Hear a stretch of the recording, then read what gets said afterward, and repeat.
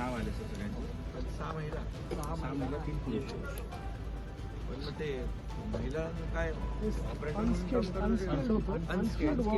Light work होतं एकदम. अगदी लाईट वर्क होतं. बारूदांना आपण असं छान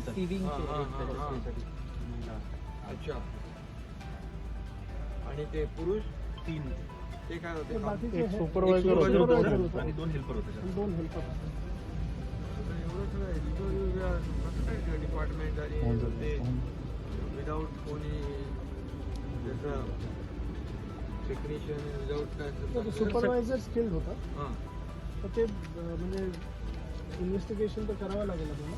पण सध्याच्या परिस्थितीमध्ये असं दिसतंय की फ्रिक्शनमुळे किंवा स्टॅटिक चार्जमुळे ते इनिशिएट झालेलं दिसतं. पण बाकी जिथे CCTV कॅमेऱ्याच्या फुटेजमध्येही काही असं दिसत नाही आहे.